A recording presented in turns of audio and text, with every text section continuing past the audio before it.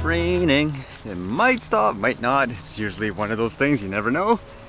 I guess for the news today, Canada was pretty quick to basically adjust based on what China implemented for that Hong Kong security law. But the first thing I read was related to drones, and I guess in India it was one of the first to happen, so to speak. It says, Quidditch is proud to announce the successful completion of India's first no permission, no takeoff compliant drone flight on Asteria Aerospace's A200 remotely piloted aircraft system. The test flight helped validate the successful operation of the Digital Sky platform and the efficiency of the online permission artifact architecture. This will go a long way in opening up the skies for unmanned aerial vehicles. Yeah, so they basically show you the clips and stuff of what they do. So it seems like they go to a platform online, they show the drone that they're going to use. I guess they show you the flight plans, you get approval instantly, and then off it goes. So history made in India, I guess you could say. It makes me think, like here, I still think when it comes to toys and you're flying under a certain height, then people should be able to do it because there should be absolutely no manned aircraft around the area. But when it comes to things like you want to fly, say, higher in a certain area or in a specific place, let's just say right inside like the airport, then I think you need something like this, a digital solution where you can basically do it instantly. As I mentioned before, some kind of traffic management system. This is as opposed to, like here in Canada, making drone operators learn all this stuff that's unrelated to them, where in the end it doesn't actually make them a safer drone operator.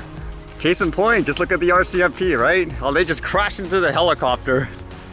And about that China security law in Hong Kong, I was curious whether or not the world would react to it, and I guess here in Canada, they're doing stuff really quickly. This one says, Canada suspends extradition treaty with Hong Kong over new security law. Canada will also treat sensitive goods being exported to Hong Kong as if they were being sent to mainland China. Effective immediately, Canada will not permit the export of sensitive military items to Hong Kong, Trudeau said in a news conference. So you can see basically the announcement here. Canada joins the international community in expressing its grave concern with the passage of national security legislation for Hong Kong by mainland China. After studying the legislation and its impact, Canada will treat exports of sensitive goods to Hong Kong in the same way as those destined for mainland China. Effective immediately, Canada will not permit the export of sensitive military items to Hong Kong. We are also suspending the Canada-Hong Kong extradition treaty and updating our travel advisory for Hong Kong. Canada is a firm believer in the one country, two system framework. We will continue to support the many connections between Canada and Hong Kong while also standing up for its people. In the days and weeks to come, we're also looking at additional measures, including around immigration. With this event, from what I read, a lot of countries are offering Hong Kong citizens refuge or possible paths to immigration, like to make it, I guess, easier in this situation. And it makes you wonder, like here, like in Canada, are there going to be a lot of people from Hong Kong wanting to immigrate here? And how would actually Canadians react to that? Because it's interesting to me to read the comments again where people say there's no such thing as racism. So with that in mind, it was interesting reading this that happened recently apparently. It seemed like it dealt with a cab driver who dealt with racism. It says, yes, this is in Canada. My dad runs his own cab company and is one of the most hardest working people I know and whom I look up to. This racist asshole has the audacity to tell my dad, who earned his citizenship years ago, to go back to his country. So you can basically see the camera footage that was captured too. Yeah, sure. It's Canada is my country. I'm Canadian citizen. I'm paying tax. I'm Canadian citizen. Yeah, so I'm retired from CN. Sorry? I'm retired from the government. So what? Government need immigrants, you know? Yeah, they need immigrants. Immigrants. Yeah, sure. Yes, they need immigrants. Yeah. For what? For what? For country? To take our jobs away from us? No. Oh, no. They still need many people, man. Come on. Okay, thank you. You guys know what I appreciate. No, we don't appreciate a bunch of packies coming here and trying to take our jobs. Okay. Now you get out from my car. Yes, I am after I pay you. Please, yeah. You are recorded in my camera, you know. I can report you. Go ahead, report me, asshole. Okay. Yeah, I can report. Go you. ahead, report me, you tacky bastard. Yeah, I call police now. I have recorded. I'm calling the police to you. Okay. Go ahead, you call him Packy. Okay. Yes. You call him, you Packy piece of shit. Yeah, I'm calling now. Although I do find it a little strange when people use that remark saying, you're stealing our jobs, because just from my personal experience, just from observation, it seems like many times, like say, the immigrant, they take jobs that a lot of people actually don't want to do, like in general. So like, in that sense, I don't see how they're taking someone's job.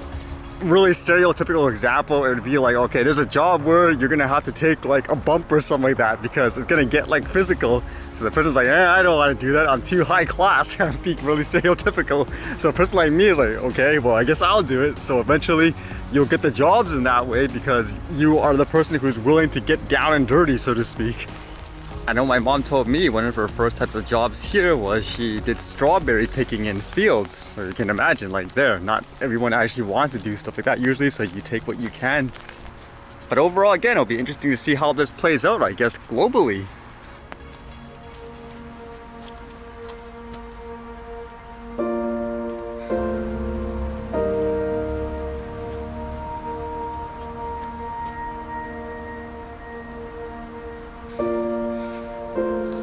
Oh, that is a squirrel there. I was like, why is there such a bright hot spot there?